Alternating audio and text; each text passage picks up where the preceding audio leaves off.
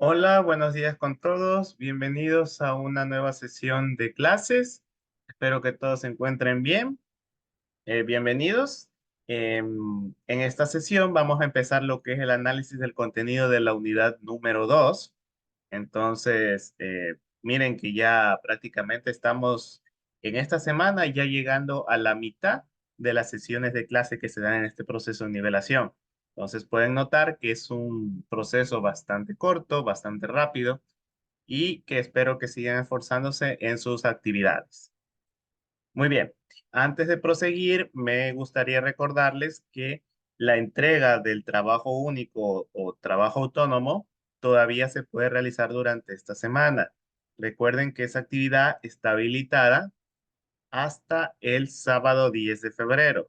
Entonces, para las personas que todavía no la han podido entregar o han tenido alguna dificultad para todavía hacerlo, aún hay tiempo para poder realizarla.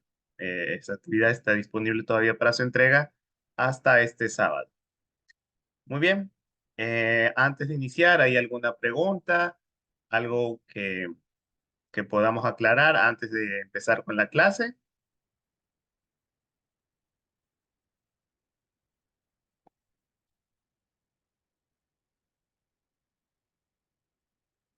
Buenos días con todos a los que se están uniendo. Bienvenidos.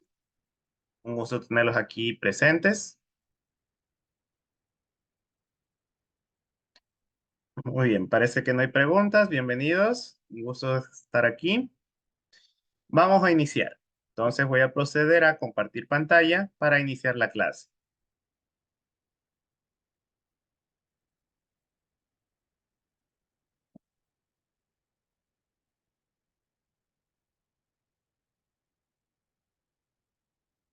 Muy bien,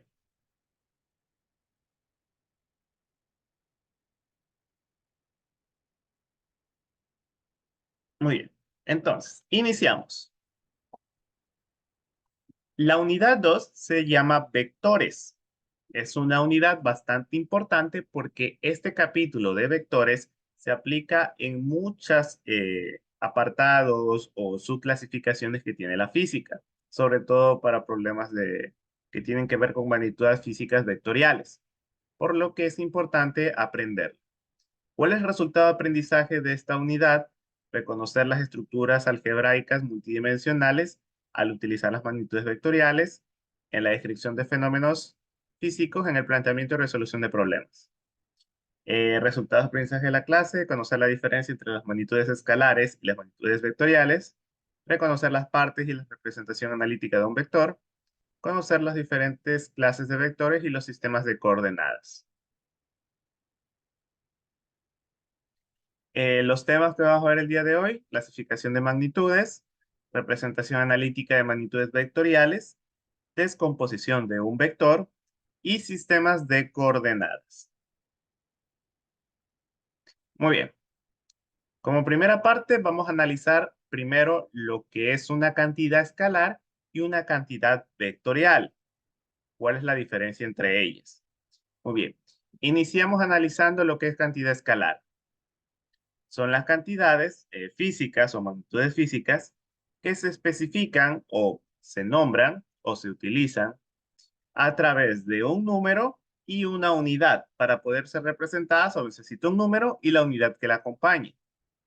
¿Cuáles de estas son? Por ejemplo, la rapidez, la distancia, el volumen. Estas son cantidades escalares. Por ejemplo, la rapidez, solo voy a decir 15 millas sobre hora, o 15 kilómetros sobre hora, o 15 metros sobre segundos. En distancia también, 12 kilómetros, 3 metros, 4 centímetros. Y en volumen, 200 centímetros cúbicos, 50 litros, 20 galones, etc. Todas esas son cantidades escalares. ¿Cuál es más? La masa también es una cantidad escalar, la superficie también es una cantidad escalar, la temperatura también es una cantidad escalar. A medida que ustedes van incursionando en ciertos aspectos de la física, van aprendiendo cuáles son cantidades escalares y cuáles son cantidades vectoriales. Ahora, vamos con lo que es cantidades vectoriales. Estas se especifican por una magnitud y una dirección. Consiste en un número una unidad y una dirección. Por ejemplo, desplazamiento o velocidad. Para decir desplazamiento y utilizarlo correctamente, se tiene que decir 20 metros al norte. ¿Qué es lo que pasa? Que en cantidad escalar yo no especificaba esto, la dirección, pero en una cantidad vectorial sí lo debo de hacer. O por ejemplo, en velocidad, 40 millas sobre hora, norte, 30 grados oeste. Aquí también, además del número de la unidad, debo de especificar también una dirección. ¿Cuáles otras son cantidades vectoriales? La aceleración, la fuerza, el campo eléctrico, el campo magnético, el impulso también lo es. Todas esas son cantidades vectoriales. Y para esto nos vamos a enfocar sobre todo en lo que se representa una cantidad vectorial, cuáles son las partes de un vector, etc. Eso es en lo que más nos vamos a enfocar. Muy bien, vamos ahora con la representación gráfica. Las magnitudes vectoriales están representadas por un ente matemático que se llama vector. Miren esto, vector, aquí aplican los vectores. Se representa como un segmento orientado con una dirección similar a una flecha. Muy bien, ahora, ¿cuáles son las partes de este vector? Muy bien, aquí podemos ver un vector graficado. Vamos viendo cada una de sus partes. Muy bien, está lo que es el punto de aplicación. ¿Qué es el punto de aplicación? Es el origen del vector, es donde nace el vector. Aquí podemos ver que es justamente el primer punto del vector o justamente donde nace. Ese es el punto de aplicación. Luego continuamos con lo que es el módulo. El módulo, que también se le llama magnitud, es la medida del vector a escala.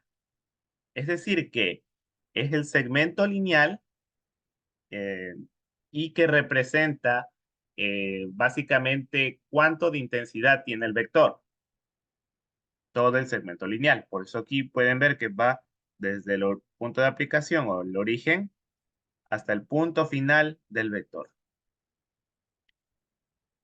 Luego encontramos lo que es el sentido, que es la orientación del vector. Básicamente es la punta de flecha que tienen todos los vectores para indicar el sentido. Por ejemplo, que este de aquí tiene un sentido hacia adelante. Y lo que es la dirección. Esta está dada por la línea de acción en un sistema de coordenadas y se denota por un ángulo. Entonces, aquí la dirección la damos a través de un ángulo. Bueno, dependiendo del sistema de coordenadas que estemos utilizando, me indica o me hace saber cuál es la dirección del vector. Muy bien, esas son las partes del vector. Hasta aquí, preguntas, dudas. Estamos viendo más que todo parte teórica. Introducción a lo que es vectores. ¿Todo claro hasta aquí?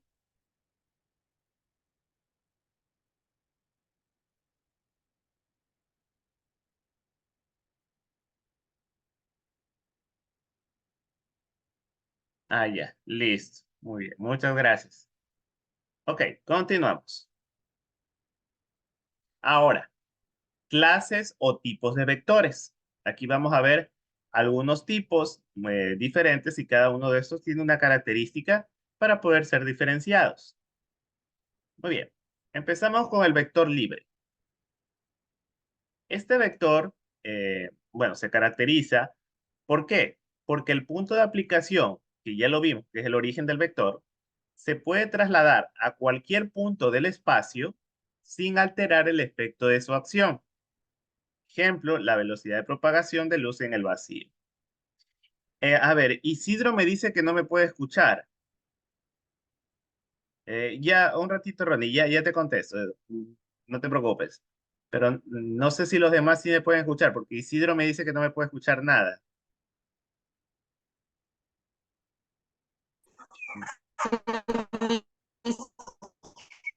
Mm, ya. Ok, mira, Isidro, lo que puedes hacer es salirte de la sesión y volver a ingresar. A veces así se arreglan los problemas de audio. O reiniciar el computador o desde donde estés conectado. para ver si así se puede solventar la situación, ¿ok? Ya, listo. Muy bien. Voy a atender la pregunta que me hizo el compañero Ronnie. Déjenme un momento regresar. Él nos preguntó cuál es la diferencia entre sentido y dirección. Muy bien, bastante acertada su pregunta porque muchos suelen tener esa duda. Bien, ¿qué es la dirección primero? La dirección te da sencillamente un ángulo, o está dada a través de un ángulo. Por ejemplo, este ángulo. Y en un sistema de coordenadas, que van a ver que hay algunos, me especifican dónde ubicar el vector. Por ejemplo, si yo tengo un sistema de coordenadas aquí, ¿qué me da la dirección? Me da un ángulo, me especifica, por ejemplo, que está aquí, o si me da este ángulo de acá, me especifica que está acá, o si me da este, por ejemplo, no sé, este ángulo de aquí, me especifica que va aquí. Ahora, esta es la parte de dirección, más o menos donde lo puedo ubicar. Esta dirección es dada por una línea de acción. Es decir, esta línea aquí se puede alargar y aquí va a estar ubicado el vector. Ahora, el sentido es la saeta de la flecha que está aquí y me da la orientación. Es decir, el vector puede ser así o puede ser así. Vuelvo a colocar acá, miren. Puede ser así, es decir, aquí hacia arriba, como que vaya hacia acá, o puede ser así, que vaya hacia acá. Entonces, ahí puedo denotar una diferencia entre dirección y sentido. Eh, si han estudiado esto en la etapa secundaria, tal vez escucharon que un vector tiene módulo, magnitud y sentido, o magnitud, dirección y sentido.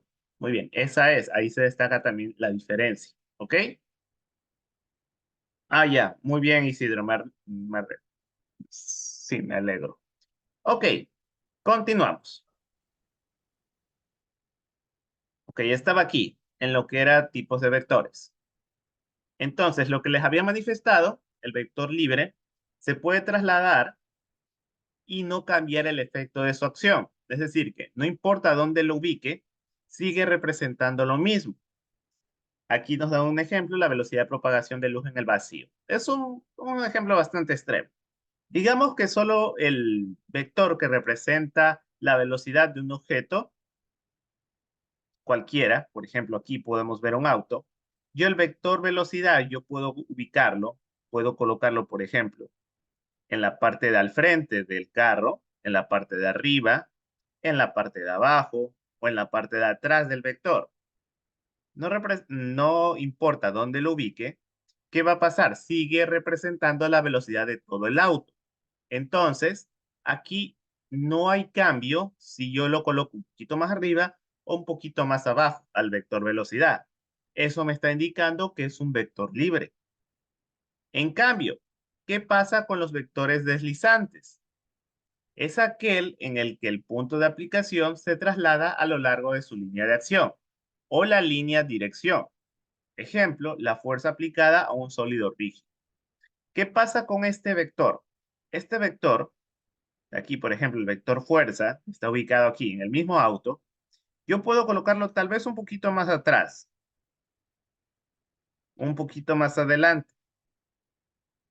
No va a cambiar, ¿verdad? Sigue afectándose en el mismo punto. Pero ¿qué es lo que pasa? Que yo no lo puedo trasladar fuera de su línea de acción. Es decir, si yo lo coloco, por ejemplo, por acá, o por aquí, o por acá, ahí ya representaría otra cosa. Porque para el vector fuerza es importante saber dónde se aplica. Y bueno, para mi comodidad, yo puedo trasladarlo un poquito más adelante, un poquito más atrás, pero nunca fuera de su línea de acción, porque ya sería otro vector, ya sería otra cuestión, ya alteraría a mi cuerpo, ya no representa específicamente la fuerza aplicada en un punto específico. Muy bien, estos son los primeros dos vectores. Vamos con los siguientes. Vector fijo. ¿Cuál es este vector? Cuando el punto de aplicación no tiene movimiento.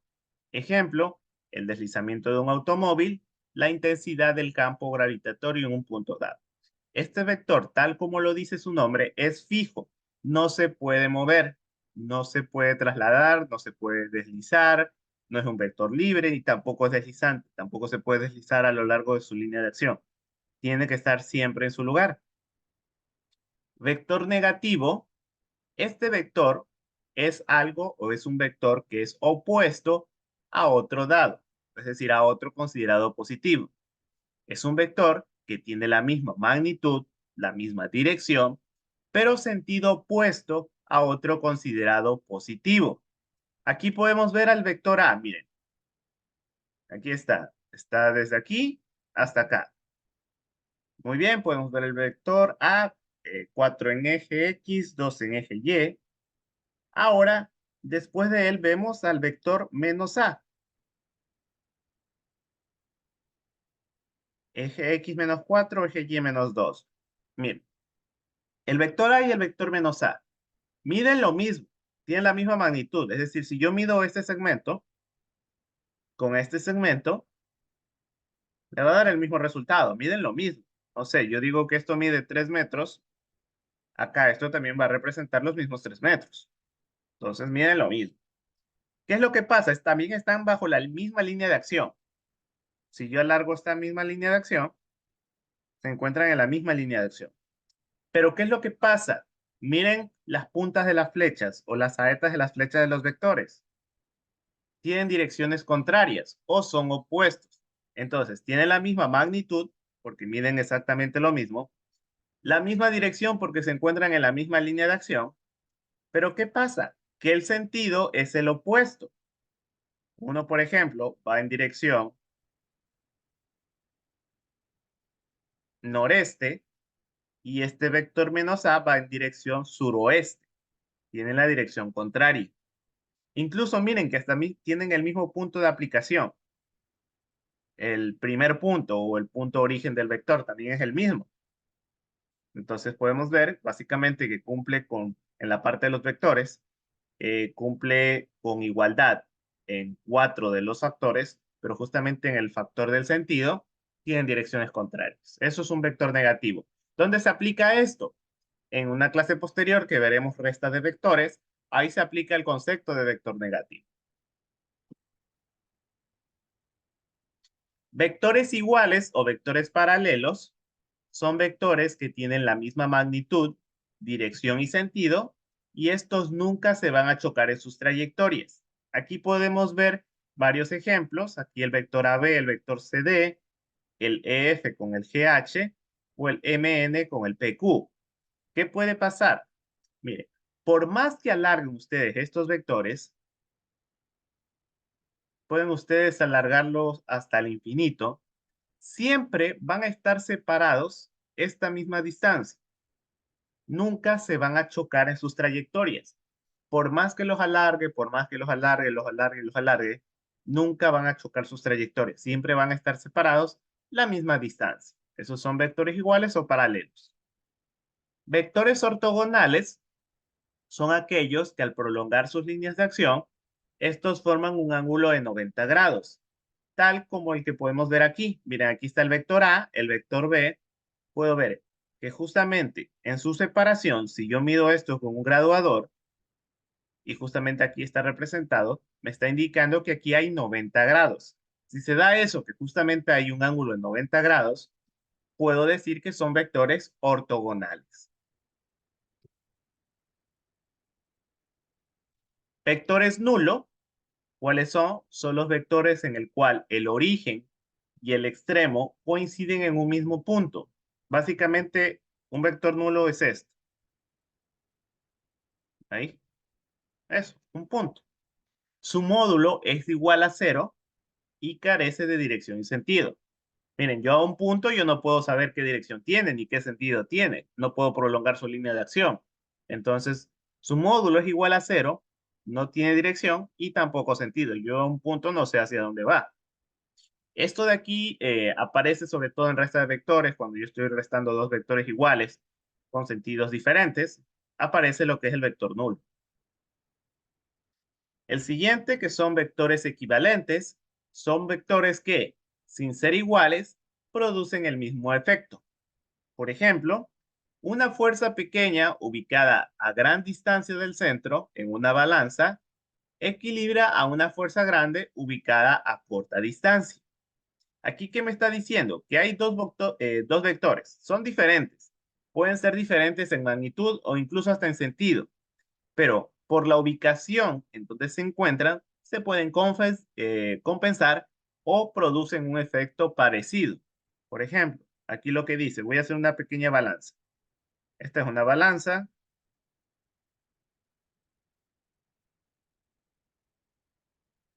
Ya. Digamos que esto es una balanza.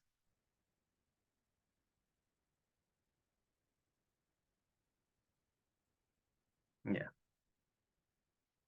¿Qué es lo que pasa? Miren, como pueden ver, este brazo de aquí es más pequeño que este de acá. Entonces, yo aquí puedo colocar un vector y aquí puedo colocar otro.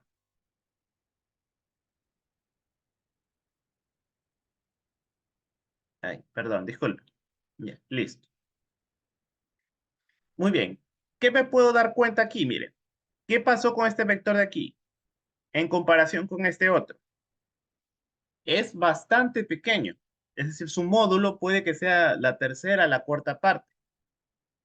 En cambio, aquí yo puedo ver un vector que tiene bastante longitud, bastante magnitud. Entonces, por la ubicación en donde se encuentran, pueden producir algo que se llama efecto de torque igual, es decir, que se puedan balancear justamente por esto, por la separación con respecto al centro de la balanza. Esto es justamente el ejemplo que está especificando aquí, con vectores equivalentes, que por el punto, por cómo están colocados, por dónde están colocados los vectores, aunque tengan diferente magnitud, diferente sentido, diferente dirección, pueden producir un mismo efecto deseable o un mismo problema, una misma situación, un mismo fenómeno, digámoslo así. Esos son vectores equivalentes. Vectores colineales son vectores que se encuentran ubicados en una misma línea de acción, es decir, que tienen una dirección igual. Por ejemplo, aquí podemos ver este vector B y aquí hay otro que justamente se encuentra en la misma línea de acción. Yo puedo prolongar esta línea y puedo ubicar y, tres vectores diferentes y que todos se encuentran justamente siguiendo la misma línea. Es decir, que tienen la misma dirección. Vectores coplanares, que son aquellos que se encuentran en el mismo plano. ¿Qué es esto de plano? Muy bien, ustedes saben que hay tres planos. El plano horizontal o plano con respecto al eje X, plano vertical con respecto al eje y plano Z, que es el plano de profundidad. Muy bien. Cuando los vectores se encuentran en el mismo plano, por ejemplo, todos se encuentran en el plano horizontal, se dice que son coplanares. Por ejemplo, aquí, el vector A, B y C, por cómo están aquí colocados, se puede decir que son vectores coplanares. Pero esa situación no pasa acá. Aquí no lo son. ¿Por qué? Miren, puedo ver que el vector A se encuentra en un plano horizontal, el vector B o el vector C, perdón, en un plano vertical y el vector B en el tercer plano. Entonces, puedo ver que ninguno se encuentra con otro en el mismo plano. Entonces, aquí ya no serían coplanares. Muy bien, proseguimos. Vectores concurrentes, ¿cuáles son estos? Son los vectores que al prolongar sus líneas de acción, estas coinciden en un mismo punto. Entonces, aquí puedo ver tres vectores que, si yo prolongo sus líneas de acción, en algún punto, si siguen creciendo, estos vectores se van a chocar en un punto. Aquí se puede decir que concurren o se dirigen al mismo punto. Entonces son vectores concurrentes. Muy bien, esa fue la parte de tipos o clases de vectores. Esa es la introducción a lo que es vectores. Ahora, antes de iniciar con la parte práctica, sí hay que hacer una especie como de recordatorio o nos vamos a meter a una parte de matemáticas que es necesario aquí en física, sobre todo en vectores, lo que es la trigonometría.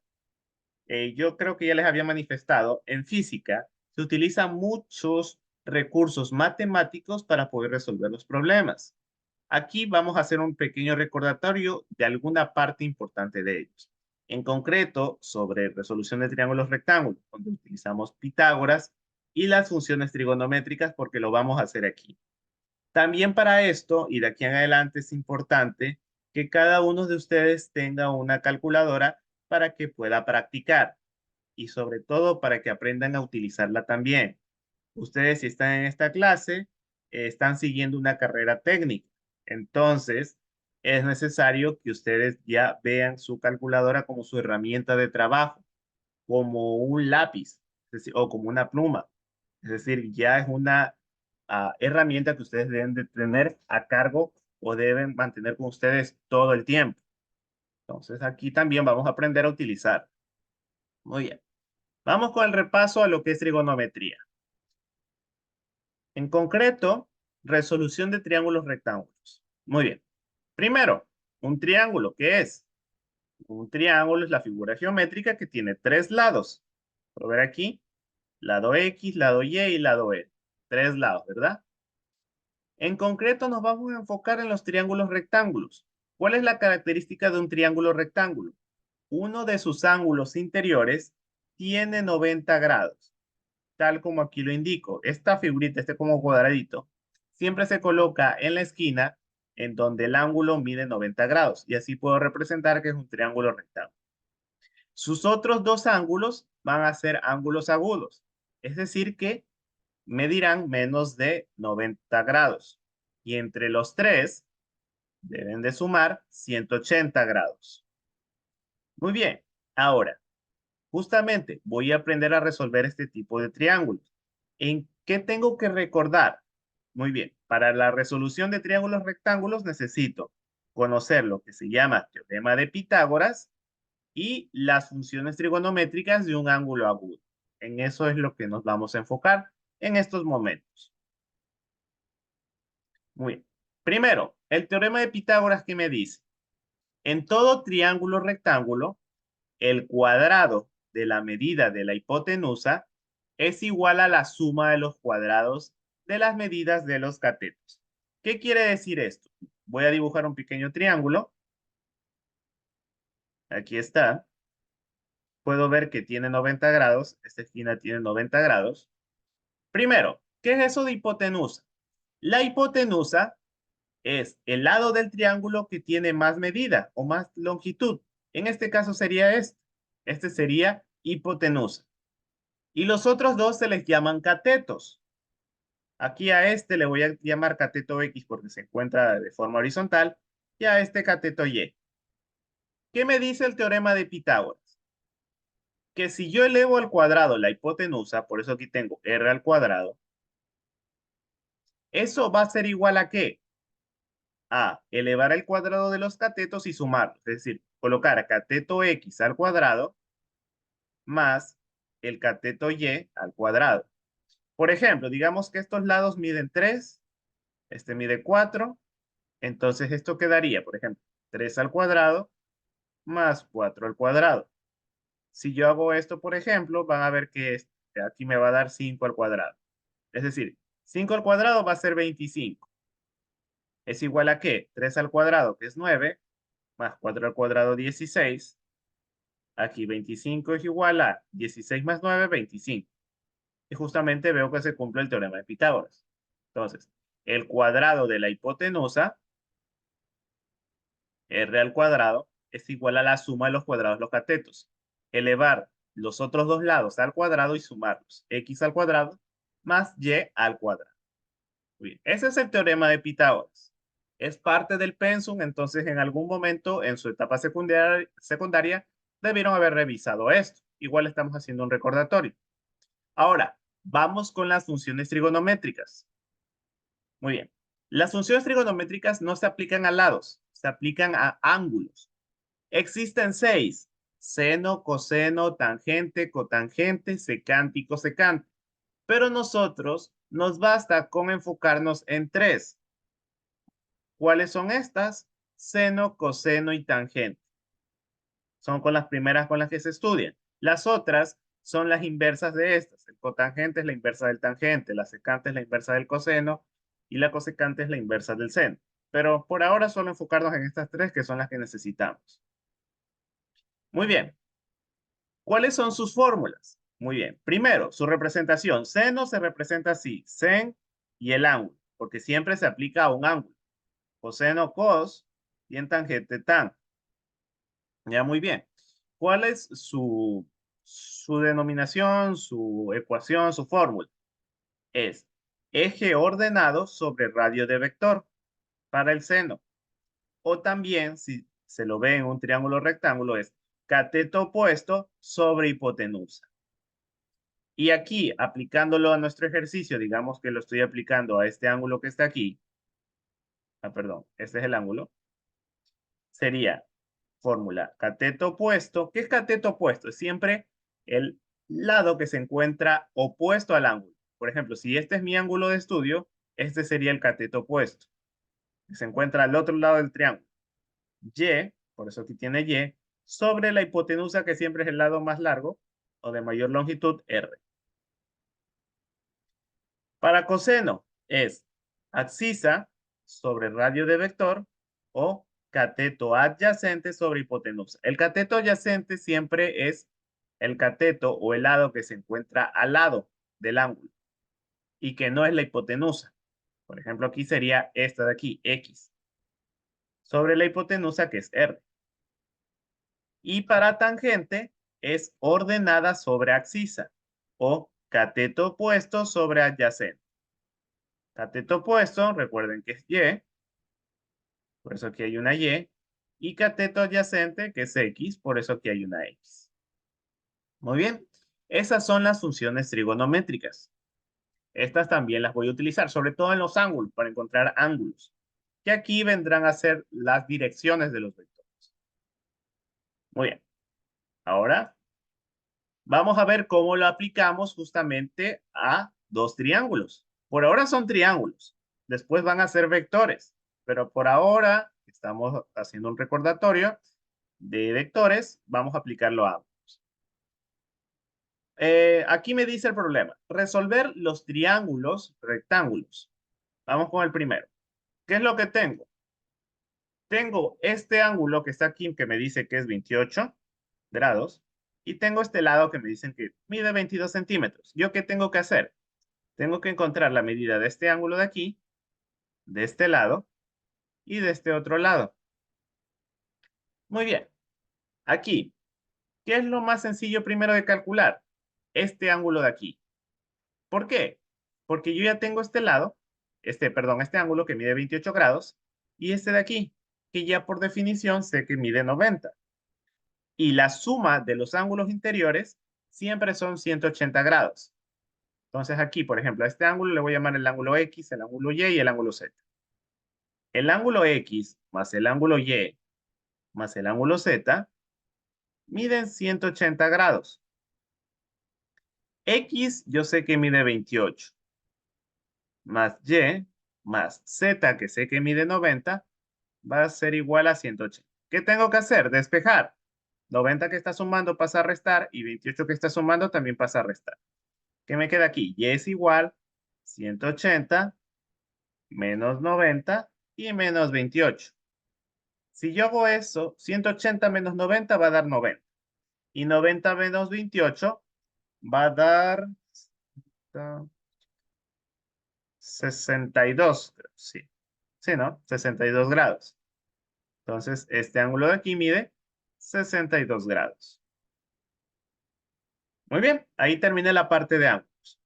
Ahora enfocarme en los lados. Necesito saber cuánto mide X y cuánto mide Z.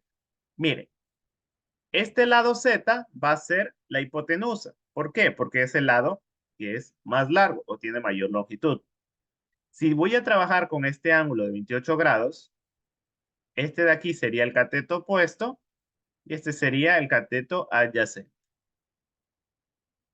Muy bien. Para esto sí me voy a ver en la necesidad de aplicar las funciones trigonométricas, al menos para encontrar otro lado más. Entonces, ¿qué es lo que hago? Muy bien. Empiezo a recordar las que tengo. Seno, coseno y tangente. Voy a aplicar seno. El seno de, en este caso, 28 grados, ¿a qué es igual? Cateto opuesto sobre hipotenusa. El cateto opuesto, ¿qué sería? X. Sobre la hipotenusa, que es Z. Miren, ¿qué es lo que pasa? X, yo es un dato que desconozco. La hipotenusa también. Entonces no puedo aplicar esta función trigonométrica. Es una ecuación con dos incógnitas. No puedo aplicarla. Al menos por ahora no. Necesito ver otra función trigonométrica. Vamos con el coseno. El coseno de 28 grados es cateto adyacente sobre hipotenusa. Si este es mi ángulo, el cateto adyacente sería 22 sobre la hipotenusa, que es Z. Aquí Z es el único dato que desconozco, los otros sí lo conozco. Entonces despejo Z. Z va a ser igual a 22 sobre el coseno de 28 grados. Muy bien. Z, ¿cuánto va a ser igual? Vamos a sacar la calculadora. Voy a usar el emulador de la calculadora para poder mostrarles el proceso. Muy bien. 22 dividido por el coseno de 28. Tomo mi calculadora y empiezo a presionar. 22 dividido para el coseno de 28. Miren, aquí debe de haber unas teclas que se llaman sin, cos y tan. Representan seno, coseno y tangente. Si me dicen coseno de 28, aplasto cos. 28. Cierro paréntesis y pongo igual. Y ese sería el resultado. En este caso, la hipotenusa mide 24.91. 24.91 centímetros, la misma unidad, centímetros. Muy bien. Ese sería el valor de Z. Muy bien. Y la otra, el otro cateto o el otro lado, ¿cómo lo puedo calcular? De dos formas. Puedo aplicar ahora sí esta función seno, porque ya conozco Z, o en su defecto aplicar Pitágoras, porque ya tengo dos lados y ya con esos dos lados puedo encontrar el otro lado. Entonces, hagámoslo por función trigonométrica. Bien, seno de 28 es igual a X sobre Z. Z ya deja de ser un dato desconocido, ya la encontré, 24.91. Entonces puedo aplicar esta misma ecuación, solo que ahora despejando X. X va a ser igual a ¿qué? Z por el seno de 28 grados. Z es 24.91 por el seno de 28. Muy bien. Tomo mi calculadora y averiguo cuánto sale eso. 24.91 multiplicado por el seno de 28. Y la respuesta es 11.69. 11.69 centímetros también. Ese sería el lado X. 11.69. Ahora, digamos que no quería resolverlo ese último por función trigonométrica, sino que para aprender sobre todo, quería hacerlo por Pitágoras. Muy bien, ¿qué me dice Pitágoras? Voy a llegar al mismo resultado. El cuadrado de la hipotenusa es igual a la suma de los cuadrados de los catetos. Es decir, z al cuadrado va a ser igual a x al cuadrado más y al cuadrado. De aquí yo que necesito x. Entonces voy a despejarlo. Va a quedar esto, z al cuadrado menos y al cuadrado. Y yo no quiero x al cuadrado, yo quiero x. Entonces aplico raíz cuadrada. ¿Qué va a suceder? Que de este lado, la raíz con el 2 se van a simplificar y me va a quedar que x o el cateto x es igual a la raíz cuadrada de la hipotenusa al cuadrado menos el cateto y al cuadrado. Esto de la hipotenusa al cuadrado yo ya tengo su valor, 24.91. 24.91 al cuadrado menos y al cuadrado, que sería 22. Menos 22 al cuadrado. Muy bien, vamos a ver cuánto es eso en la calculadora. Voy a abrir mi calculadora. Voy a colocarla de este lado y a colocar todo esto. Me dice que es igual a la raíz de 24,91 al cuadrado menos 22 al cuadrado. ¿Cuánto va a ser eso igual? 11,68. Y puedo ver que llego al mismo resultado. Sí, siempre va a variar, pero aquí solo varió una centésima. Entonces, no hubo mucha variación. De aquí, de este lado, tuve 11,69 y acá 11,68 centímetros. Puedo decir que llegué al mismo resultado. Muy bien. Así fue la resolución de un triángulo rectángulo. ¿Preguntas, dudas, inquietudes? Miren que esto es recordatorio de trigonometría básica, que es algo que se estudia en el colegio. Tal vez sé que algunos ya han pasado algún tiempito desde que estuvieron en el colegio y tal vez se han olvidado. Entonces, por eso hacemos un pequeño repaso. Pero esto es importante dominarlo porque lo voy a aplicar más adelante. Vamos a resolver el otro, pero antes quiero que, no sé, si alguien estaba prestando atención, que copien todo lo que se ha hecho, porque necesito borrar para realizar el otro triángulo, el de acá, este de aquí. Entonces, para poder resolver este, sí necesito despejar toda esta Eh, parte. Inge, Adel- ¿puede repetir el segundo ejercicio? ¿Cuándo? Cuando lo resolví por acá, por Pitágoras. Sí. Ya, listo, muy bien. Ok, ¿qué habíamos hecho? Resolvimos los dos lados por funciones trigonométricas, pero les dije, cuando yo ya tengo dos lados, puedo resolver un tercero a través de Pitágoras. ¿Qué me dice el teorema de Pitágoras? El cuadrado de la hipotenusa, z es la hipotenusa, z al cuadrado, es igual a la suma de los cuadrados de los catetos. Es decir, tomar cateto x al cuadrado más cateto y al cuadrado. Esa es la fórmula de Pitágoras. Eso es lo que se define Pitágoras. Ahora, ¿qué es lo que hice? Despejar el cateto, el que yo desconozco, al que yo quiero averiguar cuál es su valor. Entonces, lo dejo solo en un lado de la igualdad. En este caso, ¿qué hice? Y al cuadrado que estaba sumando, lo pasé al otro lado a restar. ¿Para qué?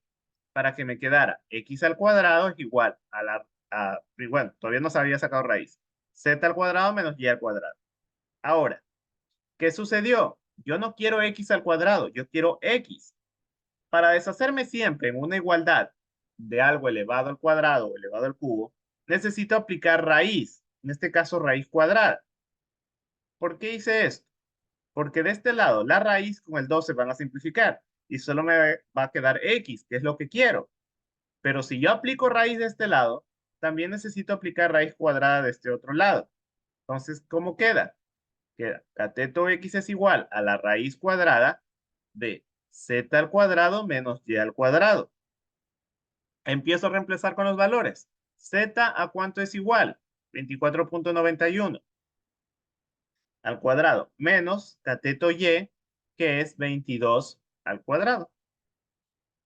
Pongo esto en la calculadora, pongo igual y obtengo el resultado de 11,68, que era lo que quería llegar, el valor de X.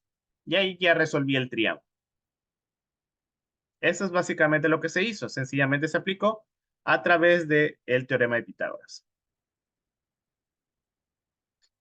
Ya, a ver, nos pregunta por qué en el despeje, a lo que le pone la raíz x al cuadrado, ¿por qué aplica solo al lado izquierdo y no se simplifica el lado derecho?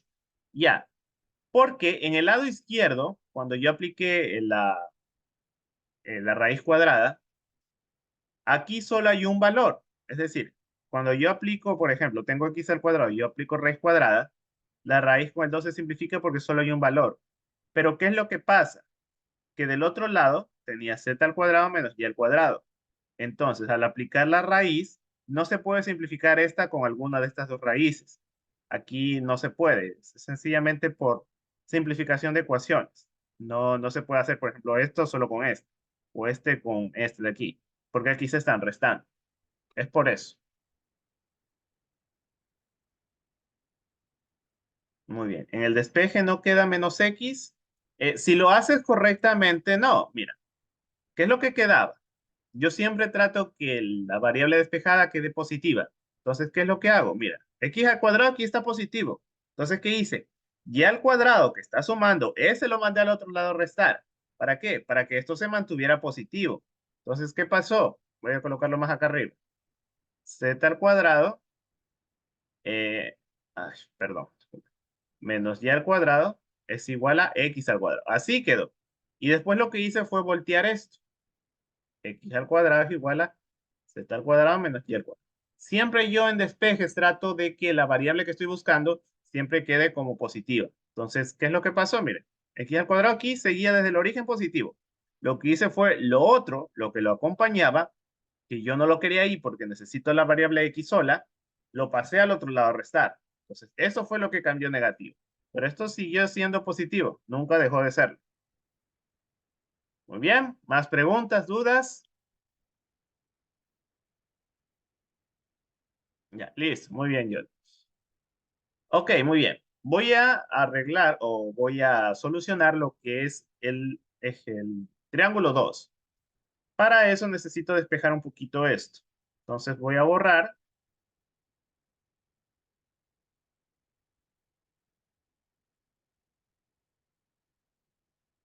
para poder hacer espacio y resolver este triángulo de aquí. Muy bien. ¿Qué es lo que cambia en este triángulo? Que en este triángulo tengo dos lados. Tengo C, tengo E, desconozco el lado D y desconozco estos dos ángulos. Muy bien, ¿cómo lo voy a resolver? Muy bien. El lado D lo puedo resolver fácilmente a través del teorema de Pitágoras. Hipotenusa, ¿cuál va a ser? E. Es el lado que tiene más longitud. Ahí no hay pierde. Este va a ser un cateto, ¿vale? Cateto C, y este cateto D. Muy bien. Recuerden, teorema de Pitágoras. El cuadrado de la hipotenusa, es decir, el lado E al cuadrado, es igual a la suma de los cuadrados de los catetos. Es igual a D al cuadrado más C al cuadrado. De aquí, ¿yo qué necesito? Necesito D. Entonces lo despejo. Despejado queda D al cuadrado es igual a E al cuadrado menos C al cuadrado. Aplico raíz cuadrada. De este lado la raíz con el 2 se simplifica y queda D es igual a raíz de E al cuadrado menos C al cuadrado. Muy bien, voy a cambiarla con valores. E al cuadrado sería 52 al cuadrado menos C que es 37 al cuadrado. Este de cuánto va a ser igual. Voy a tomar mi calculadora y calcular eso. 52 al cuadrado menos 37 al cuadrado, 1335, la raíz de eso, 36,53.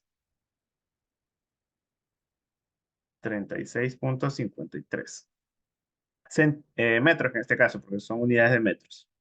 Ya encontré el valor de D con Pitágoras, ¿verdad? Bastante sencillo.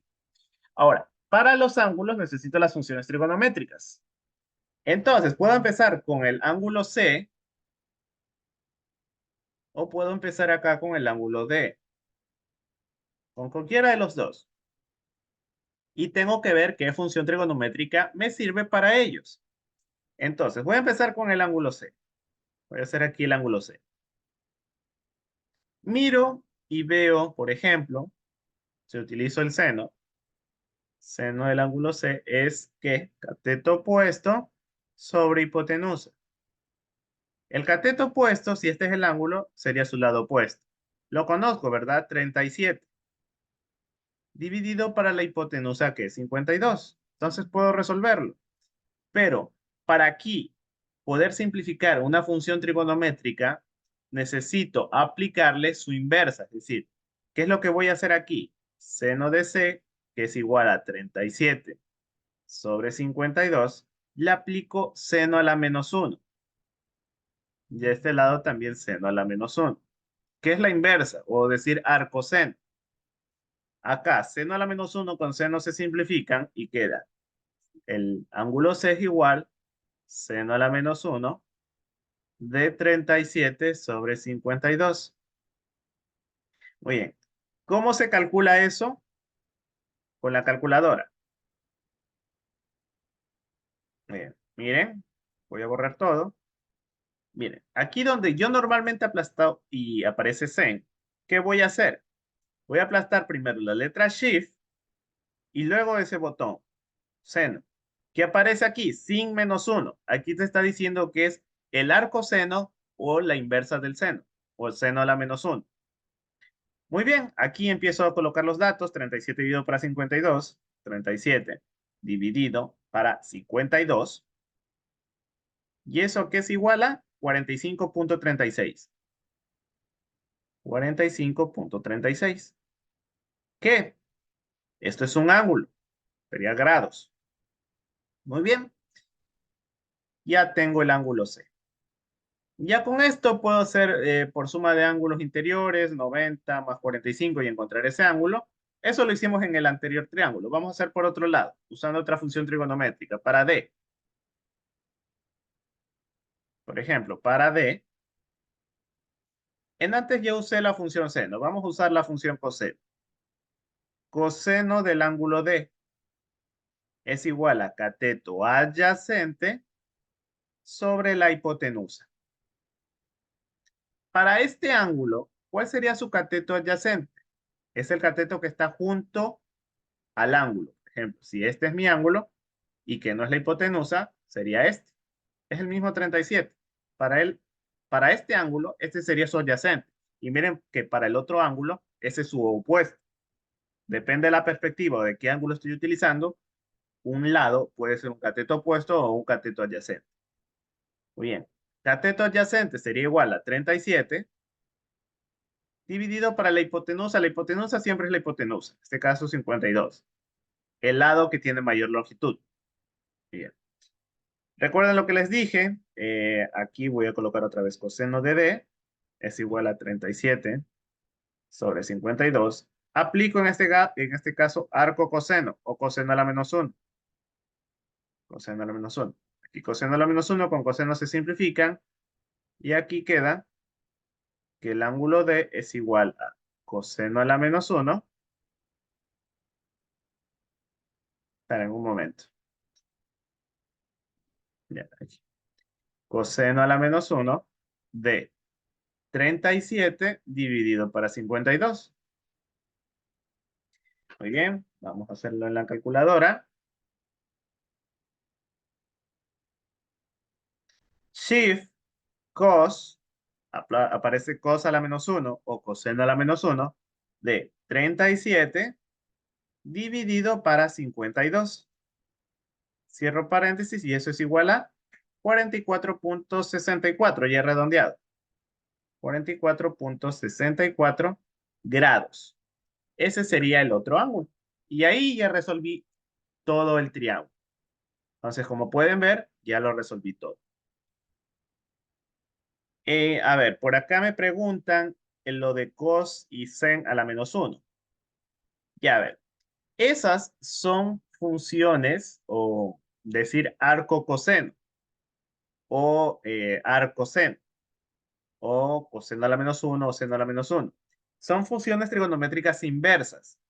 Entonces, ¿qué es lo que se hace? Eso de ahí se lo aplica para poder simplificar funciones trigonométricas. Es decir, esto no es como si fuera una raíz o que esto esté al cuadrado, como lo hacía acá, que yo aplicaba una raíz para que se simplifique, sino que para que se simplifique y solo quede el ángulo, se le aplica una función trigonométrica que se le llama inversa o el arco coseno.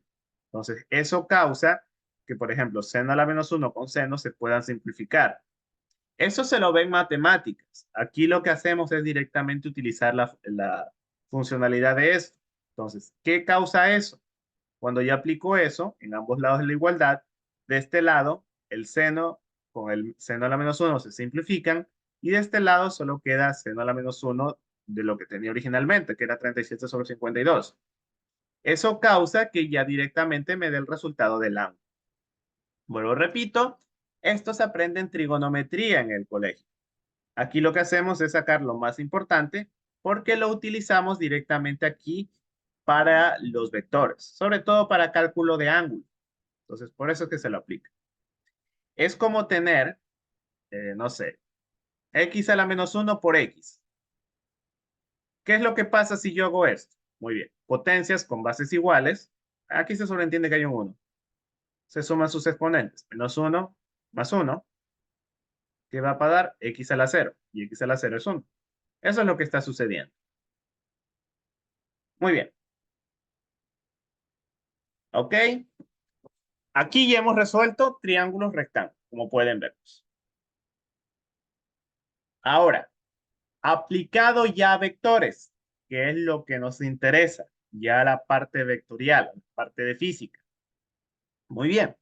Primero, enfocándonos un poco en vectores. Cuando se coloca el punto inicial del vector en el origen de un sistema de coordenadas, es decir, el sistema de coordenadas es esto, eje X y eje Y, el vector A queda determinado por las coordenadas rectangulares A sub X y A sub Y.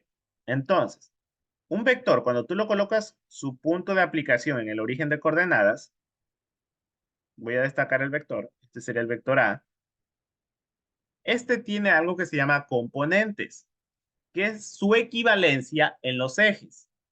Aquí está su equivalencia en el eje X, que es lo que vale el vector en el eje X y lo que vale en el eje Y. Por eso, si este vector se llama A, esto se llama componente en X de A, y si el vector se llama A, en el eje vertical, componente vertical o componente en Y de A. Estas de aquí, A sub X y A sub Y, representan a este vector, solo que visto desde los ejes. Entonces, si yo, por ejemplo, el vector A vale 3, 4, 3 va a ser su equivalencia en el eje X y 4 su equivalencia en el eje Y. Entonces, aquí yo puedo decir que A sub X vale 3 y A sub Y vale 4. Es su equivalencia, es lo que valen en los ejes. Esos son las componentes. Ahora, ¿cómo se calculan cuando tú tienes el ángulo? Es decir, digamos que te dicen, el vector A mide 3 metros y te dicen su ángulo, que es este de aquí, su ángulo de dirección, mide, no sé, 30 grados. ¿Cómo lo calculas? Muy bien. Con las funciones trigonométricas ya llegas a unas ecuaciones directas. ¿Cuáles son? Que la componente en X de un vector, en este caso el vector A, es la magnitud del vector por el coseno del ángulo de dirección. Es decir, A sub X es igual a A por el coseno del ángulo. O en nuestro ejemplo sería 3 por el coseno de 30 grados. Y para la componente en Y sería magnitud del vector por el seno del ángulo. Esta ecuación que vemos aquí. En nuestro ejemplo sería 3 por el seno de 30 grados.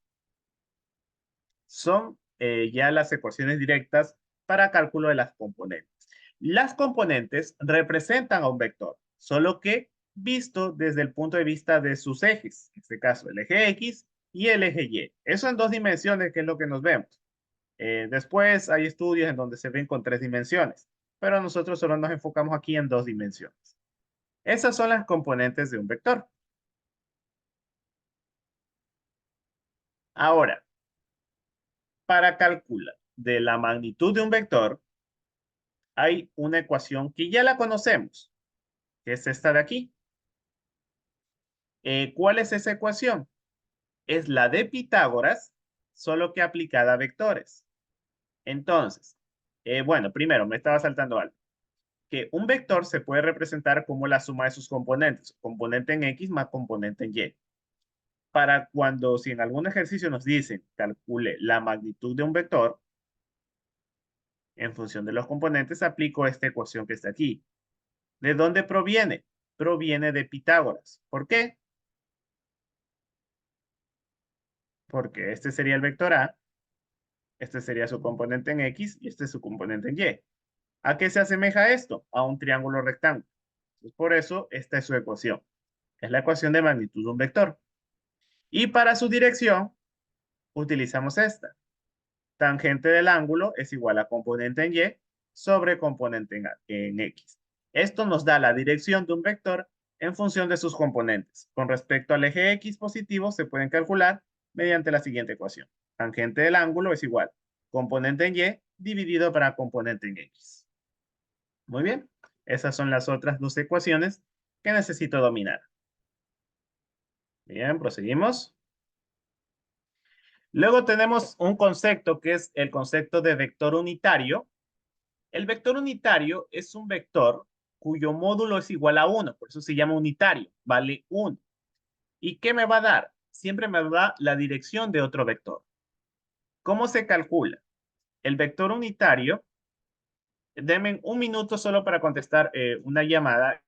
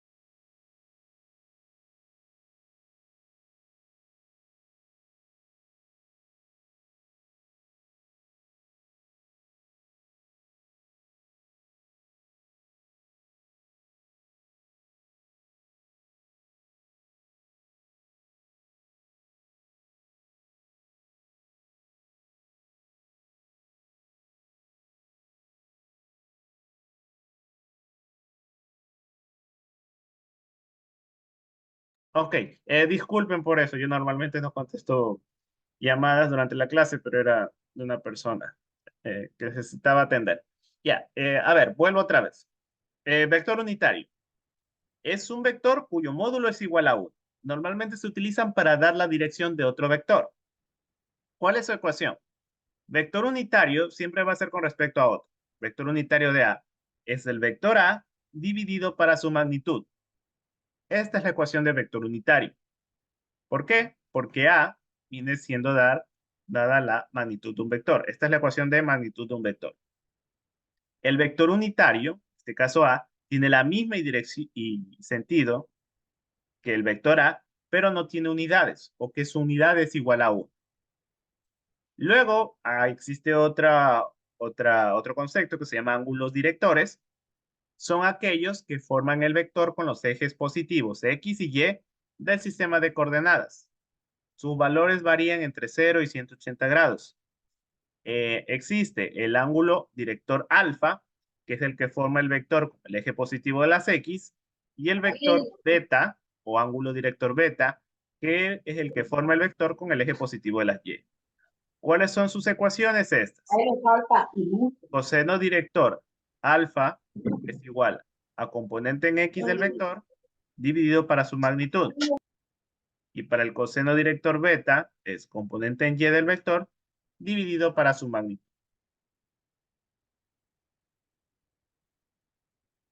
Muy bien. Los vectores base, ¿qué son? Muy bien. Estos vectores base van a ir acompañando a una magnitud, perdón, una componente. Por ejemplo, aquí Y es justamente el vector base del eje de las X y J el vector base del eje de las Y. Esto de aquí es solo otra forma de expresar un vector. A veces los vectores van a venir expresados así. 3i menos 4j. Este i y este j está ahí, siempre acompaña la componente en x. Quiere decir que el vector es 3 en el eje x y esta j siempre acompaña en el eje y 4y. Este sería el vector 3, 4. Eso es lo que te está diciendo. Y indica la dirección del vector en el eje de las X y J indica la dirección del vector en el eje de las Y. También, ¿cómo se puede expresar?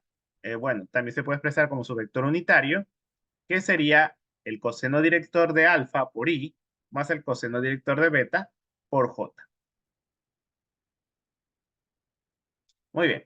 Ahora, vamos a ver cómo se aplica todo esto que hemos visto a través de ejercicios. Muy bien.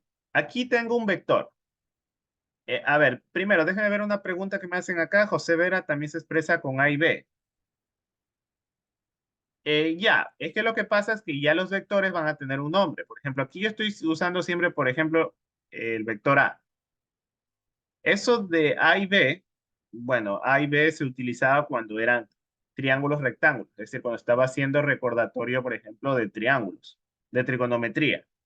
Pero ya ahora que entramos al ángulo de vectores, a la aplicación, ya directamente me referiré a un vector, vector A, vector B, vector C. Ya no estará A y B, sino que ahora serán componente en X, componente en Y, o eje X o eje Y. Eso sería más o menos la diferencia. Muy bien. Veamos todo lo que hemos visto aquí a través de un ejercicio, que es lo importante. Dado el vector A, 5, 7 metros, aquí básicamente lo que me está diciendo es que 5 es lo que vale el vector en el eje de las X y 7 lo que vale en el eje de las Y. Determine el vector en función de sus vectores base, el módulo y el vector unitario. Muy bien, todo lo voy a resolver aquí y van a darse cuenta de que va a ser igual a la próxima lámina en donde está resuelto. Muy bien, para el A, el vector en función de sus vectores base. ¿Cuáles son sus vectores base? A ver, Y es para el eje X y esta J es para el eje Y. Estos son los vectores base normalizados. Muy bien, cuando se me dice que quiere el vector en función de sus vectores base, es esto. Vector A es igual a 3 acompañando por su vector normalizado,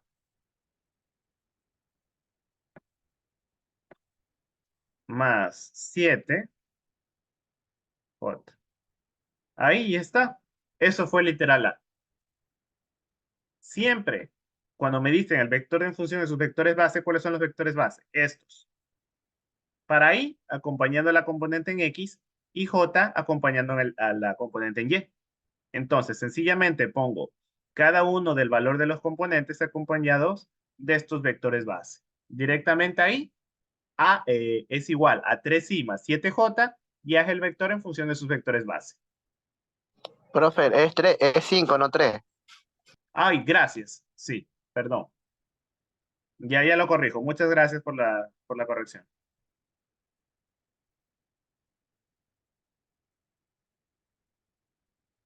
5, sí, gracias. Muy bien, excelente. Muy bien. Siguiente literal, el módulo. Módulo también se le llama a la magnitud del vector.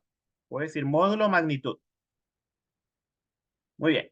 Aquí directamente, cuando te pidan magnitud de un vector, va a ser la ecuación de Pitágoras o que tiene origen en el teorema de Pitágoras, pero aplicado a vectores. Entonces ahora sería la magnitud de A es igual, ya directo, raíz cuadrada de la componente en X al cuadrado más la componente en Y al cuadrado. ¿Cuál es la componente en X? 5. Sería 5 al cuadrado más la componente en Y, 7 al cuadrado.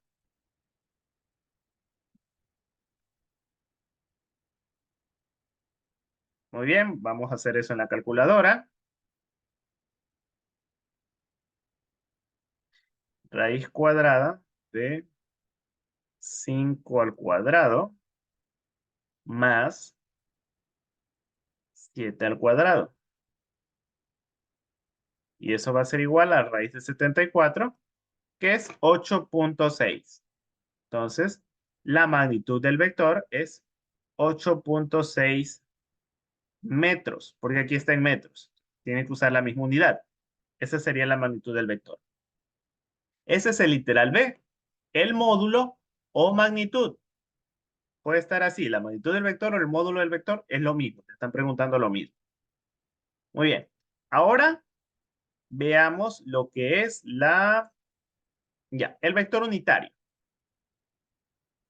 Muy bien. Para el vector unitario es esto. Sí está representado. El vector unitario era una U de A, que es el vector A dividido para su magnitud. Para la magnitud lo voy a representar así. Su magnitud. Voy a escribir aquí A. 5i más 7j dividido para la magnitud que la tengo acá, 8.6. Esto de aquí, me quedé sin espacio, voy a terminarlo acá. Quedaría así. Vector unitario de A sería 5 dividido para 8.6i más 7 dividido para 8.6j. Muy bien, aquí a veces ya queda terminado el ejercicio o a veces te piden que esto lo simplifiques todavía más, calculándolo. 5 dividido para 8.6 y 7 dividido para 8.6. Muy bien, veamos cuánto da en la calculadora. Supongamos que nos pidió con todo. 5 dividido para 8.6. Esto es igual a 0.58. Hubiera sido 0.58i más 7 dividido para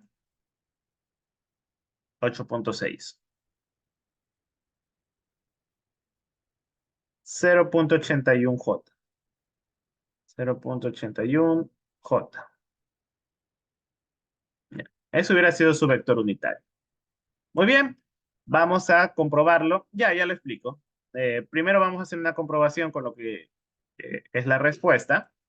Miren, vector en función de sus vectores base 5i más 7j. Y miren justamente lo que está aquí, 5i más 7j. Justamente esa es la parte del vector unitario. No, perdón, sí, expresado en sus vectores base primero. Ya vemos con vector unitario. El módulo magnitud, que es 8.6 metros, justamente aquí podemos ver que también acá se llegó a 8.6 metros.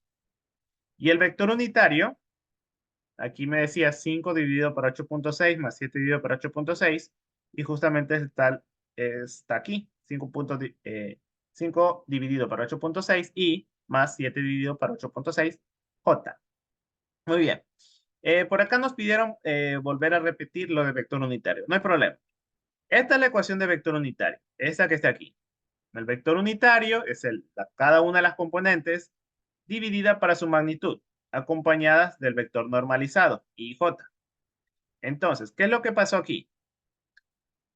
Del vector 5, 7, que recuerden, el primer valor es eje X, el segundo valor es eje Y, sencillamente los reemplazo en esta ecuación.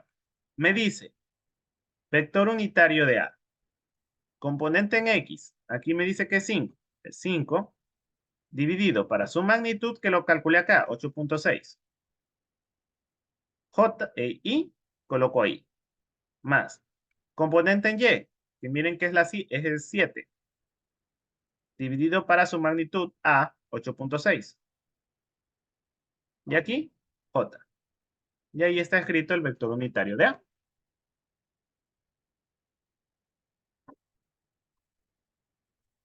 Ok, bueno, Johnny nos pregunta qué materia es esta, es física. Estamos viendo la parte de física de las carreras normalmente son de ingeniería. Física elemental, gracias Andy por ser más específico. Muy bien, y ahí terminó el ejercicio. Ok, ahora, que es la última parte, esto solo lo vamos a mencionar, no lo vamos a ir calculando, eso queda para la siguiente sesión. Son los sistemas de coordenadas. Entonces, aquí les voy a explicar solo de forma teórica cuáles son los sistemas de coordenadas que manejamos nosotros, pero de aquí ya lo demás lo vemos en la siguiente clase. El primero, el más conocido por todos, el que lo estudiamos creo que desde el colegio, el sistema de coordenadas rectangulares. Es un sistema de referencia respecto a dos ejes que se cortan en un punto llamado origen de coordenadas. Miren aquí, dos ejes, eje X y eje Y se cortan justamente aquí, en este punto, punto 0, 0. Ese es el origen de coordenadas. Al eje horizontal se le llama eje de abscisas o eje de las X. Y al eje vertical se le llama eje de ordenadas o el eje de las Y. Y para encontrar los puntos, sencillamente siempre va a haber un par ordenado en donde el primer valor va a ser la equivalencia en el eje X y el segundo valor su equivalencia en el eje Y. Por ejemplo, aquí dice 2, 3. Está diciendo que vale 2 en el eje X y que vale 3 en el eje Y. O acá, miren, menos 3, 1. Está diciendo que vale 3 en el eje X y 1 en el eje Y. Y aquí, menos 1.5, menos 2.5 es menos 1.5 en el eje X y menos 2.5 en el eje Y. Puedo ver que están representados los dos ejes. Ese es el más conocido, tal vez el que más estudiamos todos. Ahora, veamos el sistema de coordenadas polares. Es un sistema de coordenadas bidimensional en el cual cada punto del plano se determina por un ángulo y una distancia. Es decir, aquí ya no van a haber componentes como eran rectangulares, sino un valor de distancia y un ángulo.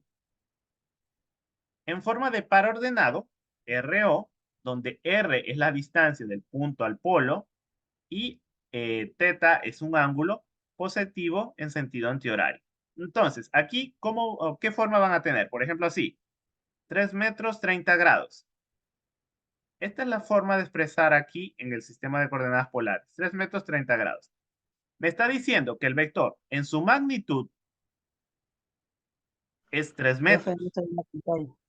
¿Perdón? No se está compartiendo su pantalla. ¿Los demás me pueden confirmar si si eso está pasando? Porque según me dice aquí, sigo compartiendo Sí, pantalla. Sí funciona. Ah, sí ya. se ve. Ah, ya. Sí, porque estaba viendo, aquí dice, literalmente me está diciendo que está compartiendo la pantalla. Bueno, esperen, déjenme, por si acaso, voy a dejar de compartir y voy a compartir otra vez.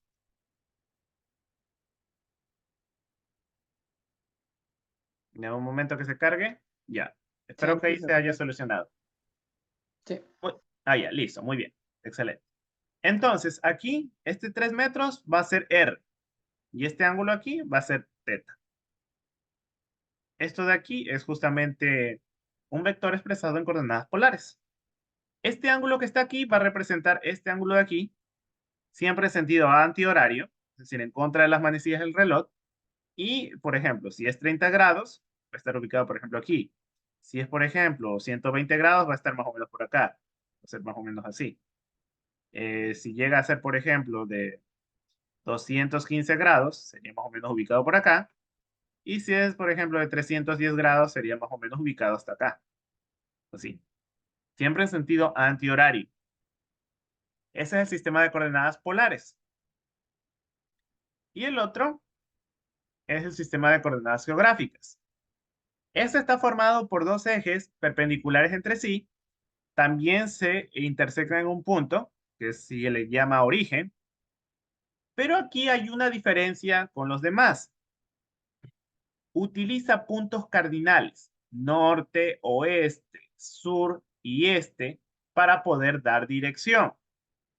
¿Cómo va a estar representado? Por el módulo y algo que se llama rumbo. El módulo es sencillamente la magnitud del vector.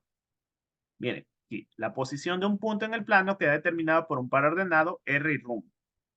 R es la distancia positiva del origen hasta el punto y rumbo representa la dirección medida a partir del norte o el sur. Entonces aquí, por ejemplo, otra vez, 3 metros, que es lo que mide el vector, pero ahora el ángulo se lo da a través del rumbo. Por ejemplo, digamos que está aquí este vector y que este ángulo aquí mide 30 grados. Aquí el rumbo diría norte, 30 grados, oeste.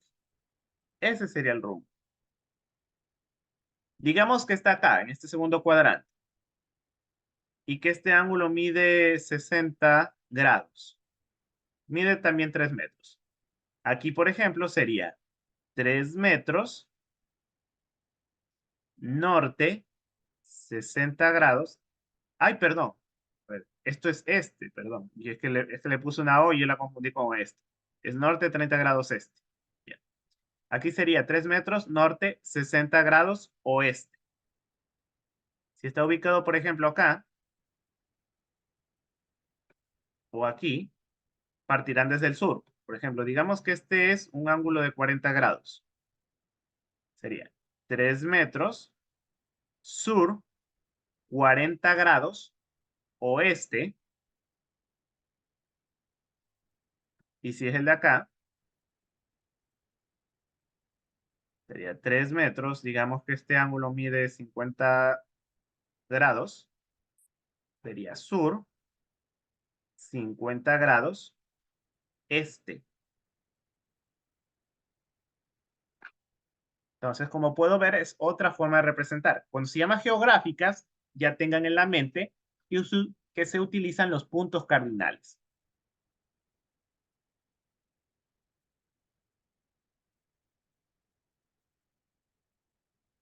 Cardinales. Ya tengan en mente que justamente van a estar enfocados en que la dirección va a utilizar esos puntos cardinales. Norte, oeste, sur y este. Por si acaso, para los que tal vez se confunden a veces en escribir el norte y el este, normalmente se puede hacer escribir la palabra no sé, la frase no sé, así, hacia acá, no sé. Y ahí quedan ubicados el oeste y el este de forma correcta. Listo. Muy bien. En la siguiente clase haremos ya o ya trabajaremos calculando el sistema de coordenadas. Por ejemplo, digamos que yo te digo que el vector está expresado 3, 4, así en sistema de coordenadas rectangulares, y yo lo necesito expresar en coordenadas geográficas. Por ejemplo, 5 metros, sur, 30 grados, oeste. Es decir, ya veremos eso, cómo transformar de un sistema a otro. Muy bien.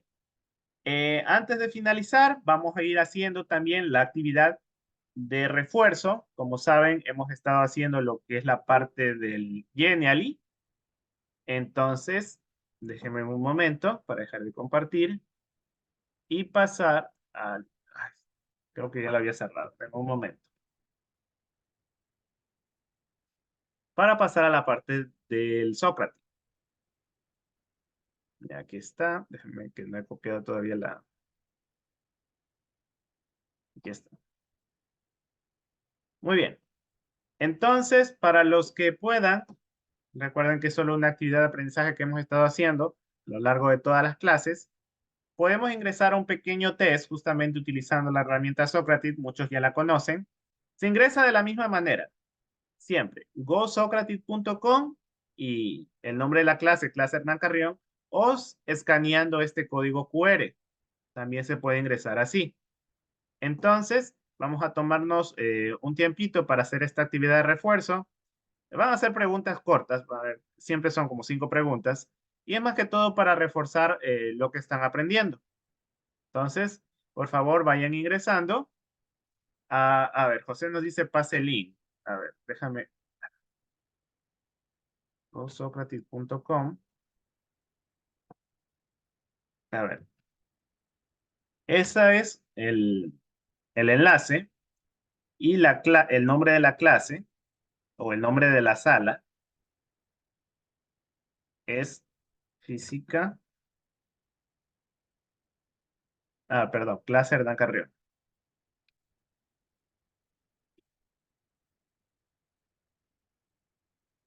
Es esta de aquí.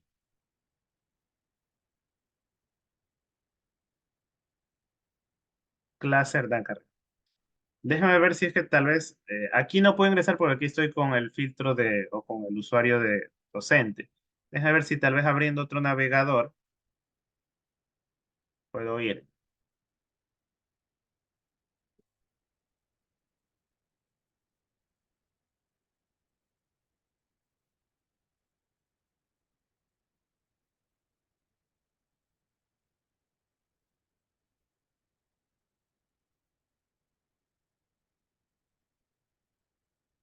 Control C.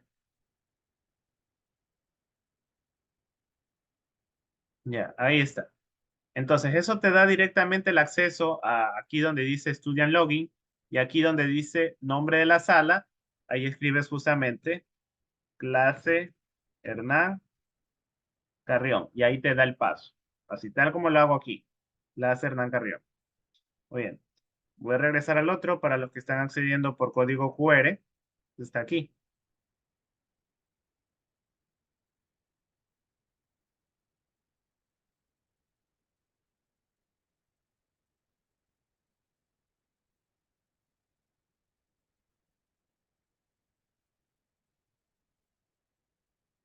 Clase Hernán Carrión. Muy bien. Vamos a tomar unos momentos para que terminen esa actividad. No se apuren, tranquilos. Ustedes saben que es una actividad de aprendizaje. no las afecta en nada en sus calificaciones de acreditación de la asignatura. Entonces, háganlas sin ningún temor. Y no pasa nada si me equivoco, vuelvo y aprendo de eso. Muy bien. Mientras lo hacen, si me permito volver a recordarles, sobre todo porque hay algunos compañeros que se unieron al transcurso de la sesión, que la actividad de trabajo autónomo sigue disponible. La que se acaba de cerrar el día sábado fue la actividad de test de la unidad número 1, pero el trabajo de entrega, ustedes saben que tienen que abrir una ventana, que tienen que hacer lo del Google Maps y lo de las conversiones de unidades, todavía está disponible. Está disponible hasta el sábado. Entonces, si alguien no lo ha hecho, todavía le falta algo, puede todavía terminarlo. Algunos, no sé si son de estos paralelos, me dijeron que se habían equivocado en la entrega, que habían colocado otro enlace, lo habían colocado mal. Entonces, como todavía está disponible la actividad, todavía no se cierra, ustedes pueden ingresar nuevamente a la actividad y hacer clic en editar entrega. ¿Para qué? Para que vuelvan a acceder al espacio, borren el enlace que tal vez está mal colocado, se confundieron y coloquen el enlace correcto. Entonces, eh, pueden hacer esa corrección todavía, hasta antes de que se cierre la actividad, que es el sábado. Muy bien. A ver, déjeme, me pregunta Oscar, tiene una pregunta respecto a la tarea de Google Maps. Sí, adelante, ¿cuál es su duda? No sé si me la puede escribir o habilite su audio y exprésemela. Buenos días, profesor. Buenos días. Sí, mi pregunta era es que, por decir, en, en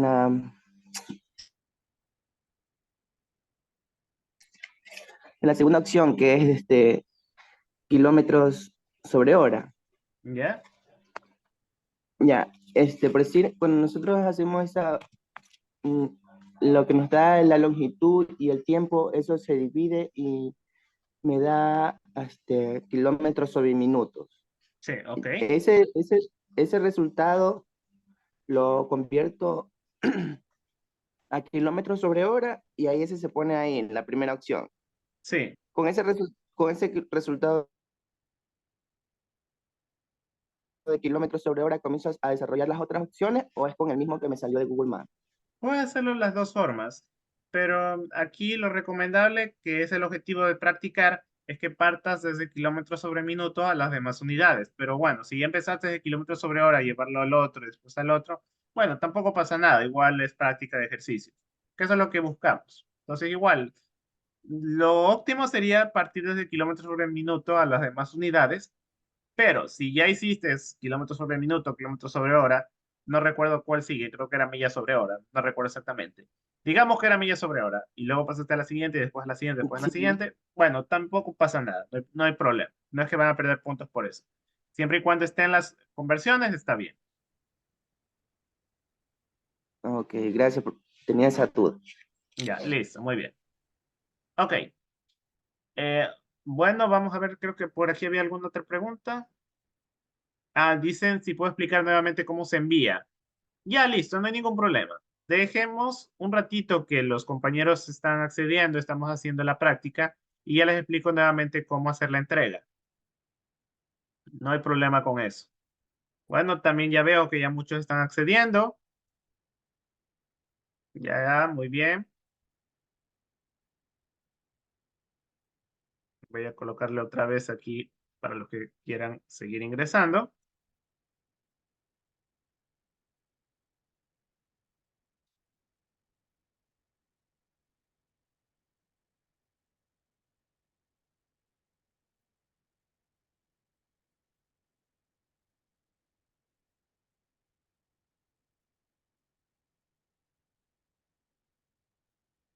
Ya les voy a explicar nuevamente cómo hacer la entrega.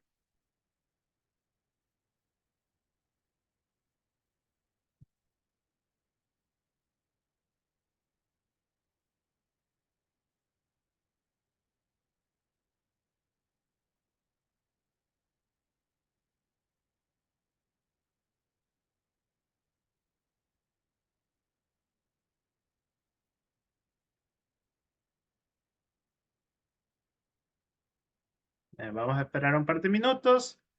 Ustedes sigan nomás y ya explico esa situación.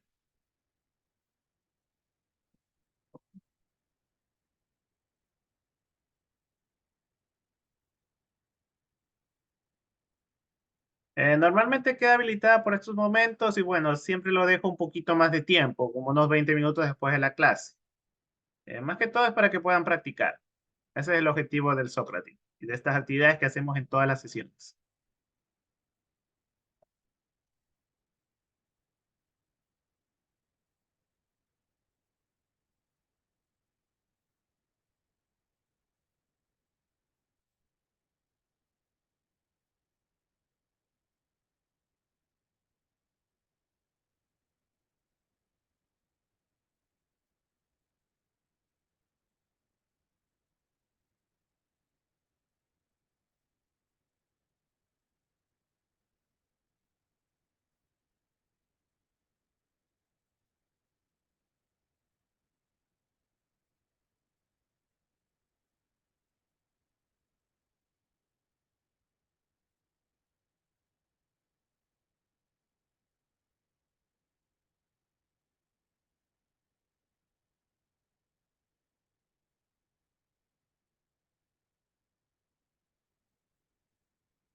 Leonardo, lo que estamos haciendo en estos momentos es un pequeño test de aprendizaje autónomo, de autoaprendizaje, en el que ustedes ingresan a través del enlace que coloquen antes, gosocratic.com y el nombre de la sala, clase Hernán Carrión, o también escaneando este código QR, acceden a un pequeño test de unas 5 preguntas en donde las contestan. Está basado en lo que se explicó en la clase de hoy y es justamente el objetivo, pues reforzar lo que estamos aprendiendo en clase, nada más.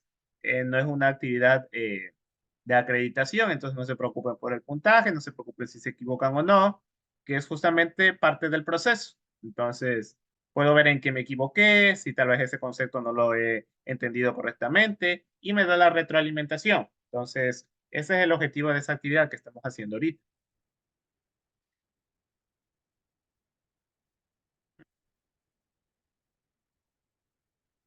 Muy bien. Los que sigan con la actividad, continúen más, contéstenle, no se apuren. Voy a explicar la parte que me habían solicitado. Muy bien. A ver, ¿qué es lo que les dije? Para poder hacer la entrega de la tarea, tienen que acceder al aula en la unidad número 2. Déjenme cambiar a mi perfil como estudiante para que sea lo más apegado a la realidad posible. Ay, perdón, estoy en el test estoy en la unidad 2. Tengo que estar en la unidad 1, ahí se encuentra ubicada la tarea. Ya, aquí está. Tarea única. Ingreso. Aquí hay un botón que está de color azul que dice agregar entrega. Incluso aquí me dice tiempo restante, 5 días y 14 horas. 70, me faltan $12 para los 70. Creo que alguien se le ha disparado el audio por error. En un momento. Ya está. Ya. Está un botón azul que dice agregar entrega. Yo hago clic y aquí se me abre un espacio en blanco. ¿Qué es lo que hago en este espacio? Voy aquí a pegar un enlace. ¿Cuál es ese enlace? Un enlace de un documento que yo he subido al Google Drive, que es la tarea. Entonces, ¿qué es lo que voy a hacer? A ver, déjeme un momento.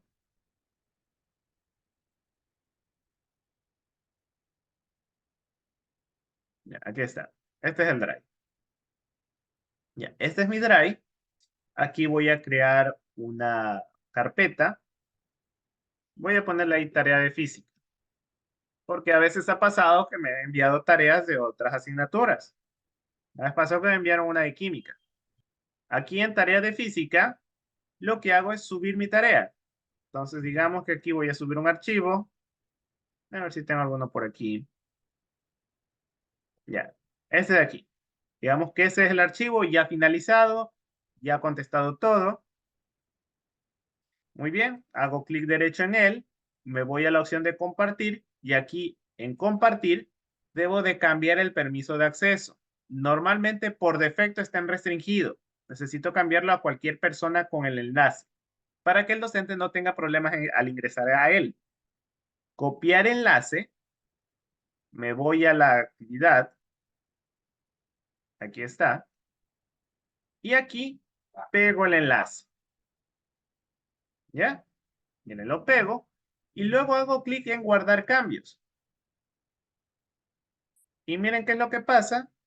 Que ya aparece como enviado para calificar, estado de calificación sin calificar.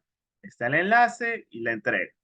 Ahora, me adelanto aquí y quiero aprovechar que estoy aquí en esta parte para justamente explicarle a los compañeros que tal vez estén en esta sala que me dicen, me equivoqué, coloqué otro enlace o me equivoqué de archivo, lo que sea. Miren, mientras la actividad siga habilitada, aquí me aparece un botón que dice editar entrega. Entonces yo puedo hacer clic en este botón y aquí me abre justamente este espacio en donde yo puedo borrar, si me equivoqué de enlace, y colocar el enlace correcto. Entonces, para las personas que me habían preguntado si se podía todavía gestionar o arreglar la entrega, porque se equivocaron, tal vez colocaron un enlace de YouTube y no el enlace correcto, o de otro archivo, bueno, lo pueden corregir hasta antes de que se cierre la actividad. Hacen clic en guardar cambios y vuelven a entregar la actividad. Entonces, como pueden ver, no es algo que todavía no se pueda resolver. Eso era para los compañeros que me habían preguntado eso. A ver, Roque me dice, lo puedo hacer desde mi teléfono porque no me permite entrar. Bueno, eso ya son situaciones técnicas del aula que ya no manejo yo como docente. Eso habría que preguntarle a TIC si es posible o no. Eso de ahí ya nosotros no lo manejamos. Yo suponía que sí, pero bueno, tal vez hay alguna situación especial que tal vez en la parte de entregas no permita hacerlo desde un teléfono. Entonces ya tendrías que ahí buscar alguna situación para poder arreglar eso. Muy bien. Buenos días, ingeniero. No sé si hay alguna otra pregunta o dudas. Alguien levantó la mano. Adrián, adelante. Muy buenos días, mi estimado magíster. Una pregunta, el deber lo podríamos hacer, por ejemplo, la modificación para que no se pierda, digo yo, la estética del trabajo, Ujú. solo se le toma la parte del ejercicio y Ya. se la pega como tipo foto, editarla bien bonito que quede, o sea, lo más nítido, digo yo. ¿Se podría hacer esa parte o hay que hacer todo en una hoja? O sea, porque yo no lo veo como que tan conveniente así, digo yo, pues. No sé si se Siempre, puede hacer esa parte o se pueda también realizar digitalmente, porque no sé pues siempre, cuál a ver, opción siempre que tomaría sea yo. legible, siempre que yo lo pueda revisar y no tenga problemas en revisar el proceso y que estén indicadas las respuestas que se van solicitando. Por ejemplo, experimento 1, yo pedí eh, largo y ancho de la ventana, la foto midiendo ustedes el largo y el ancho, la superficie, el cálculo de la superficie y luego las conversiones, que esté todo lo que se solicita, entonces se puede entregar como bien, siempre y cuando esté todo. Es decir, que esté todos los puntos que se solicitan. Que no vaya a faltar, hay un espacio en donde yo les pido la respuesta, que esté la respuesta. Está el espacio donde yo les pido las conversiones de unidades, que estén las conversiones de unidades. Siempre y cuando esté lo que yo solicito en la tarea, en las directrices, está bien. Ya, otra pregunta. Ujú. Hay ejercicios de conversiones que se pueden realizar de dos formas. También la puedo anexar como quien dice en la parte para que se pueda visualizar dos veces. O sea, hay dos ejercicios que se pueden realizar de diferentes formas. O sea, la forma más corta y la forma más larga. ¿Se podría? Sí, claro, no hay ningún problema. Ya, esas son mis preguntas. Muchas gracias. Ya, listo, muy bien. Ok, muy bien. Eh, bueno, ya quedó explicada la parte de la tarea autónoma. Ahora, por si acaso, déjeme ver un momentito a la unidad número 2. La próxima semana ya se estará activando el test de la unidad número 2 y el crucigrama de la unidad número 2. Estas también son actividades de acreditación, es decir, puntaje que yo voy acumulando para alcanzar el 70% de puntaje, valga la redundancia, para poder aprobar la asignatura. Entonces, tengan en cuenta dentro de sus cronogramas, dentro de su planificación, que ya la siguiente semana estarán activas las actividades de la unidad número 2. Estos test y crucigramas están colocados de forma teórica, es decir, no hay práctica porque todavía se sigue explicando la próxima semana la parte práctica, pero sí es importante que los hagan dentro del plazo establecido. Sigue el test, la misma dinámica que el test de la unidad número 1 y ahora se suma lo que es el crucigrama de la unidad número 2. Estén atentos a las fechas, 12 de febrero al 17 de febrero. Muy bien. De los dos, largo y ancho. Muy bien. No sé si hay alguna otra duda, inquietud antes de poder finalizar la sesión. Parece que ustedes tienen tutoría. Ok, ya, no hay ningún problema. Muy bien. Vamos a dejar por finalizada la sesión del día de hoy. Los que están en el Sócrates todavía realizando su actividad, realízanla todavía sigue habilitada. La voy a dejar habilitada un tiempito más para que la puedan realizar sin problemas. Entonces, termínala nomás, no hay ningún apuro. Sigan nomás realizándola. Para los demás, continuamos. A ver, Ronnie, adelante, que me tiene levantada la mano. Profe, ¿cuántos intentos se puede hacer en la actividad? En los test y en los juegos se pueden hacer 3 intentos.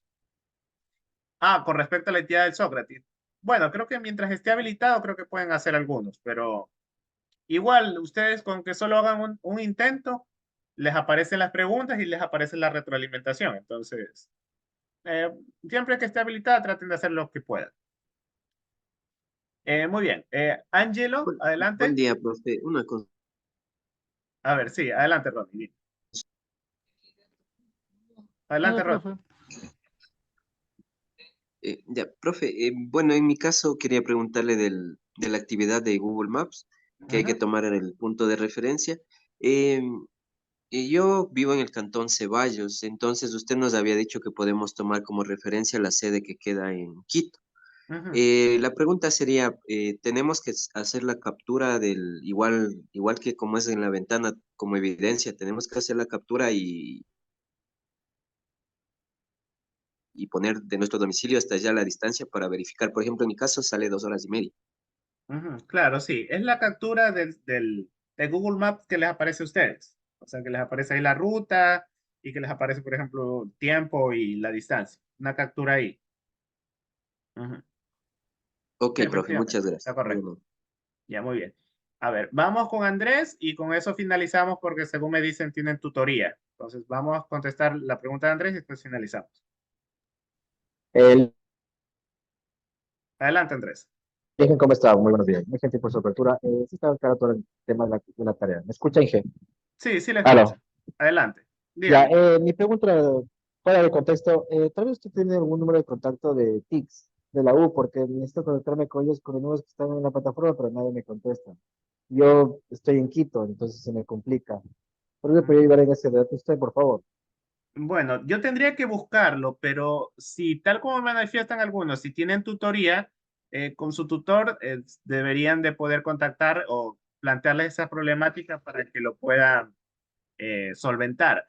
Igual voy a buscarlo porque no es que los tengo aquí a la mano y se los paso a través del grupo de Telegram, si es que los llego a encontrar sobre la parte de TICS. Muy gentil, gracias. Un excelente día. Listo. Bueno, muy bien. Ok, muy bien. Vamos a dar por finalizada la sesión. Muchas gracias a todos por su participación, por sus preguntas. Espero que haya sido de provecho y espero verlos en una siguiente ocasión. Por si acaso, Oscar, lo de las tutorías, supongo que su tutor les ha de avisar, les ha de pasar por un grupo de Telegram de tutoría o a veces lo suelen publicar en algún aula virtual. Muy bien, gracias a todos, cuídense y espero verlos en una siguiente ocasión. Chao. Gracias, ingeniero. Buen día. Gracias a ustedes.